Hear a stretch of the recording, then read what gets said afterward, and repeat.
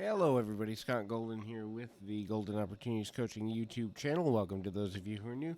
Welcome back to those of you seasoned veterans of what we do around here. Please try to share this with some folks. We're trying to get to 1,000 subscribers. Once we do that, we can start giving some money to charity. And in these COVID times, that would be helpful for just about anyone, I'm pretty sure. In any event, if you struggle with being emotionally numb or emotionally not being able to regulate yourself the way you would wish to, certainly feel free to reach out. There's a couple ways to do that. In the About Me section of this website is my website. You can contact me there or at PO Perception on Twitter. In this audio, we're going to discuss emotional numbness. And so, kind of the signs of it. There's about half a dozen of those I want to go over. Emotionally numb is a term for a person who doesn't have a great deal of emotional variance. This is a person who struggles to feel connected with the world and doesn't feel emotions vibrantly. So you might be, I'm happy, I'm sad, I'm angry.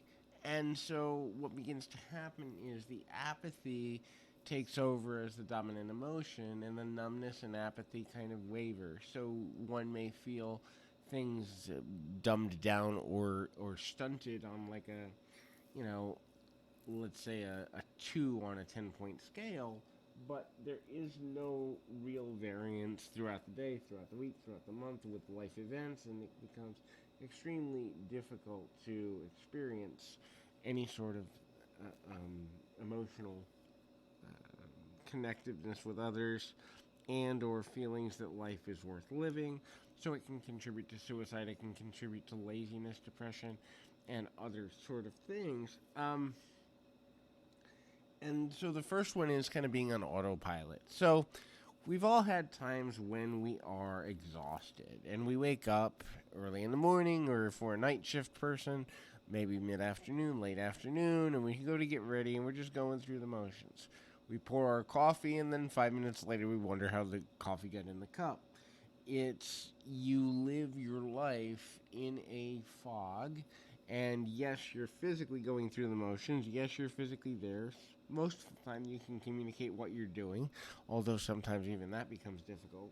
But for the most part, you're living on autopilot. People who are numb live on autopilot because, well, they have obligations that they've committed to, and there's certain things that you can't, your bills aren't going to pay themselves.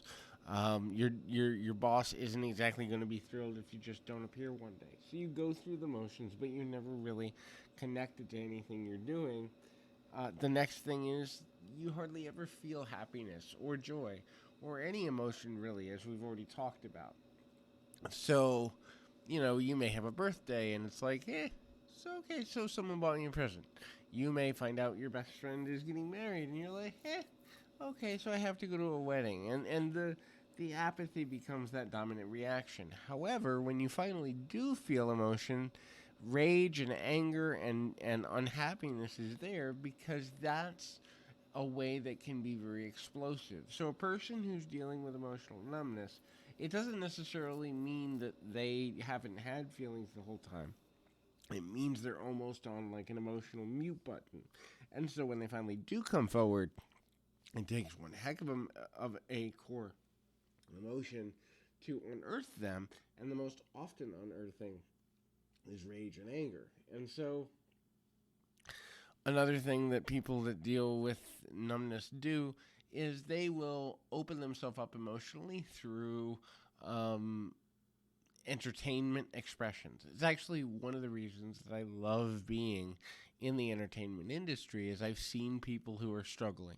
They'll walk into a live performance when I was doing play-by-play, or they'll walk into a comedy club, or they'll walk into a concert and they're apathetic and their eyes aren't there and they're just kind of hollow and they're on that autopilot. But they'll hear a song or see a movie or watch a live performance and suddenly they come back to life. And so feeding through others of various ways and kind of living vicariously through the emotions of others is a sign that you may be dealing with emotional numbness. If the only time that you feel anything is when you're identifying with something you're visually seeing, but it doesn't feel like it's yours, that's a good sign that you're dealing with something pretty major there. The next thing, and the second to last, is side effects from medicine. Now, nearly about 40 to 45% of people that are on antipsychotic or psychotropic drugs for things like depression, anxiety, or muting of emotions in general report that, in fact, they begin to feel emotionally numb. Now, understand two things I'm about to say are going to be somewhat controversial. Number one, keep trying with medication because there may be a biochemical reason you need it. Number two, medication will not cure you of whatever brought you to the dance to need it in the first place. The reality of the side effects is, yes, it's unpleasant, and yes, a lot of times the medical profession that has its own agenda a lot of the time, not all of the time, but a lot of the time, will try to keep a person regulated through medication if other methods aren't working. Now, there are many cases where using a medication in combination with talk therapy and cognitive behavior training and or life coaching and or finding a new hobby or religion or finding a way to journal or in numerous tactics can help a person open up. But the medication itself will not cure what the underlying causes are. The last thing is the ability to connect with others is muted, if not almost gone.